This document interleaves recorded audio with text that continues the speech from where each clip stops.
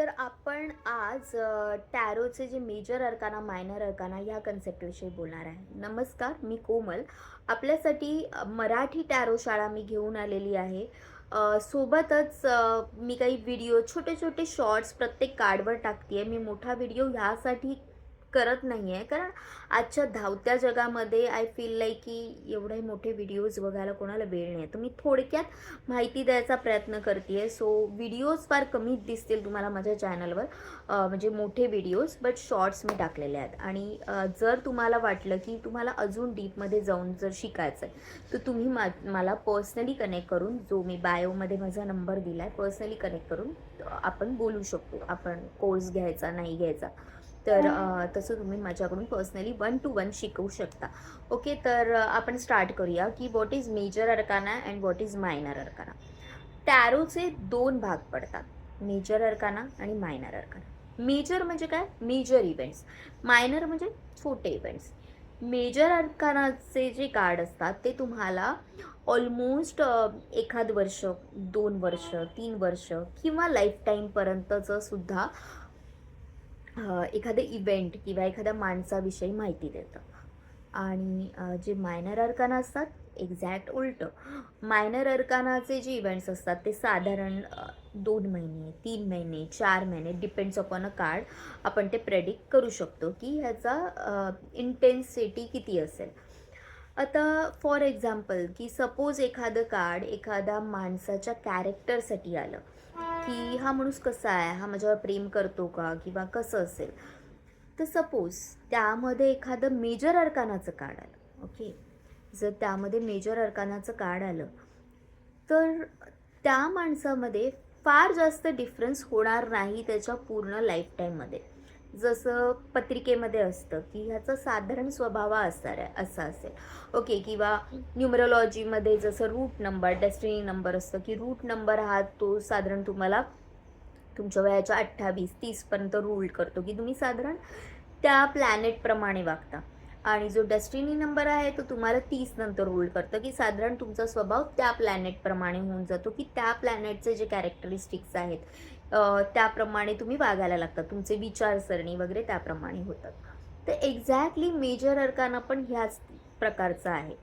For example, तर एम्पररचं card आहे. Okay, एम्पररच्या कार्डला आपण घेऊया, जे मी आपल्या शॉर्टमध्ये एक्सप्लेन केलेलं आहे. तर ते तुम्ही तिथे जाऊन बघू शकता की एम्पररचं कार्ड काय म्हणतं. तर जर सपोज एम्परर वाला कार्ड आलं आणि तुम्हाला बघायचं आहे की हा माणूस कसा असेल, रिलेशनशिपमध्ये माझ्यासाठी कसा असेल, याच्याशी मी लग्न करावं का, तर ह्या माणसाच्या स्वभावामध्ये फार काही लाईफ टाईमपर्यंत फरक नाही होणार. हा साधारण तसाच असेल, की माझंच खरं, मी म्हणतोय तसंच खरं, करिअर ओरिएंटेड असेल, परत थोडासा इगोइस्टिक असू शकतो, फॅमिलीवर नितांत प्रेम, पण तेवढा एक्सप्रेसिव्ह कदाचित नाही. तर हे आपण सटीक सांगू शकतो की हां, हे इव्हेंट्स असेच होतील किंवा हा माणूस असाच आहे. द डेव्हिल कार्ड आलं, तर साधारण ह्याची मेंटॅलिटी अशी आहे.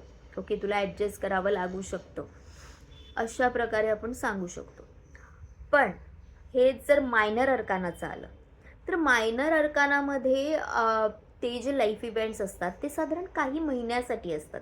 जसं पत्रिकेमध्ये दशा, अंतर्दशा, प्रत्यंतरदशा, ह्या ज्या सगळ्या दशा असतात, की प्रत्येक महादशा असते ती काही वर्षांसाठी चालते. मग अंतर्दशा थोडंसं कमी, प्रत्यंतरदशा अजूनही कमी इम्पॅक्ट. तर एक्झॅक्टली आपण त्याला प्रत्यंतर दशेमध्ये आपण त्याला कंपेअर करू शकतो, की हां, 3-4 महिन्यासाठी हा इव्हेंट असेल किंवा हा माणूस असा वागेल.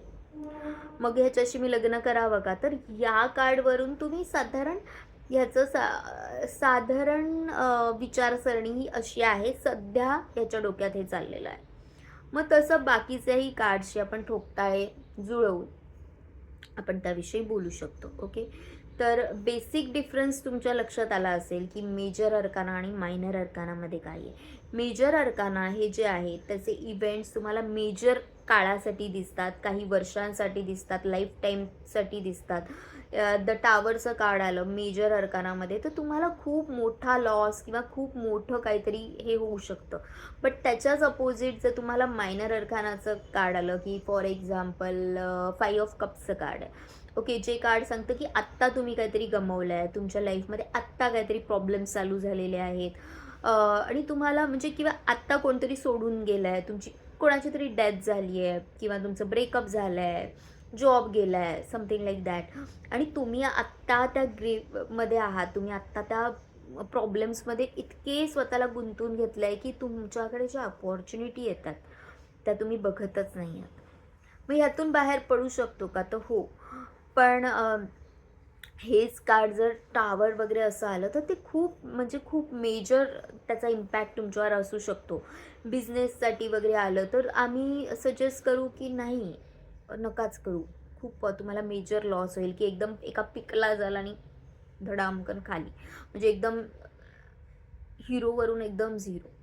ओके, तर that is the difference between major arcana and the minor अर्काना.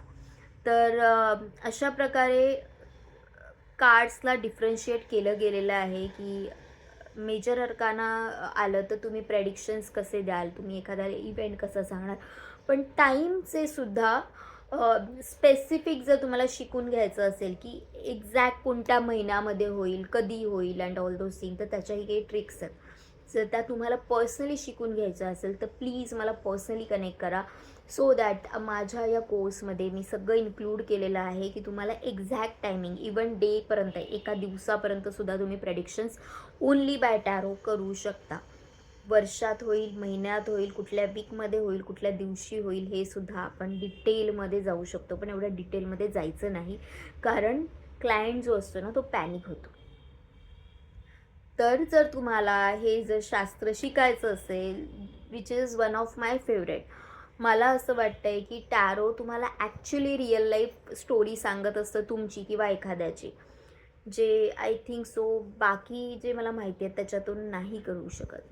तुम्हालाही असं वाटत असेल की मला टॅरो रीडिंग शिकायचं आहे आणि ते खूप कठीण आहे का? तर नाही, ते अजिबातच कठीण नाही आहे. तुम्ही कोणाकडून शिकता आणि समोरचा जो तुम्हाला शिकवतं त्याच्या कन्सेप्ट किती क्लिअर आहेत, ओके, तो या शास्त्रात किती पारंगत आहे ते खूप मॅटर करतं. जेव्हा कोणी तुम्हाला समजावतं त्याचं वे ऑफ एक्सप्लेनिंग कसं आहे, समोरचा तुम्हाला किती इझी करून त्या गोष्टी समजावतो आहे, हे खूप इम्पॉर्टंट आहे. तर आणि माझा जो क्लास आहे तो 1 to 1 असणार आहे. There is a no group discussion की भरपूर लोक गोळा केली आहेत आणि मी शिकवते. ओके, तर तुम्हाला जर 1 to 1 शिकायचं असेल तर नक्की मला कॉन्टॅक्ट करा. मी डिस्क्रिप्शन बॉक्समध्ये माझा नंबर देते. आय होप की तुम्हाला मेजर अर्काना आणि मायनर अर्काना मी खूप इझी वेमध्ये समजावून सांगितलेलं आहे. तर आपण भेटू पुढच्या व्हिडिओमध्ये. आणि काही प्रश्न असतील तुम्हाला तर मला कमेंटमध्ये सांगा. अजून कुठल्या विषयावर मला टॅरोशी रिलेटेड मला मोठा व्हिडिओ बनवा याच्यावर, तर मी तोही बनवेल. Thank you to all of you. Love you all. Bye. Take care.